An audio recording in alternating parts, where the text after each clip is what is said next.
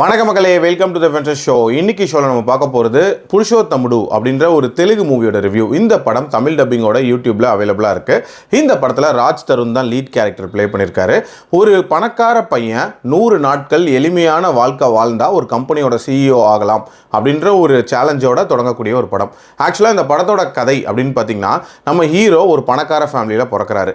அந்த ஃபேமிலியில் ஒரு வழக்கம் இருக்குது. அதாவது அந்த கம்பெனியோட சிஇஓ ஆகணும் அப்படின்னா 100 நாட்கள் ஒரு சாதாரண லைஃப் வாழணும் அப்படின்ற மாதிரி இருக்கும்.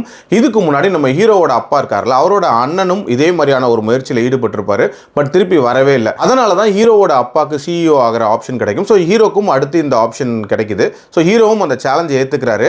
அண்ட் ஹீரோயினோட ஒரு பூந்தோட்டத்தில் ஒரு சாதாரண லைஃப், தன்னோட ஐடென்டிட்டியை மறைச்சிட்டு வாழ்ந்துட்டு இருக்காரு. ஸோ அங்கே என்ன மாதிரியான மாற்றங்கள் கொண்டு வராரு, அந்த ஊர் மக்களோட பிரச்சனைகள், அதுலேயும் குறிப்பாக அங்கே இருக்கக்கூடிய விவசாயிகளோட பிரச்சனைகள்லாம் எப்படி தீர்த்து வச்சாரு, அண்ட் டுவர்ட்ஸ் தன்னோட சவாலில் ஜெயிச்சாரா இல்லையா அப்படின்றத அந்த படத்தோட கதை. இதே மாதிரியான கதைக்களம் அப்படின்னு எடுத்து பார்த்தீங்கன்னா, தமிழ் சினிமாலேயே அடுத்த வாரிசில் தொடங்கி உன்னால் முடியும் தம்பி, பிச்சைக்காரன் அப்படின்ற மாதிரி நிறைய படங்கள் இதே பிளாட்ல வந்திருக்கு. பட் அந்த படங்கள் வெற்றி பெற்றதுக்கு முக்கியமான காரணம் என்னன்னா, அந்த பணக்கார லைஃப்ல இருந்து நார்மல் லைஃப் வாழும் போது இருக்கக்கூடிய அந்த சேலஞ்சஸ், அதை கிரியேட் பண்ண விதம் அப்படின்றது ரொம்ப ஆர்கானிக்காக இருக்கும். பட் இதில் பார்த்தீங்கன்னா ரொம்ப ஆர்டிஃபிஷியலாக கிரியேட் பண்ணியிருப்பாங்க அப்படின்னே சொல்லலாம். இன்ஃபேக்ட் எந்த இடத்துலையுமே பெரிய சேலஞ்ச் அப்படின்ற மாதிரி நமக்கு ஃபீல் ஆகவே இல்லை. ஒரு பர்டிகுலர் கட்டத்தில், அதாவது இன்டர்வல் பிளாக் இருக்குல்ல, அப்போ வந்து போலீஸ் அரெஸ்ட் மாதிரியான ஒரு காட்சி ஒன்று வரும்.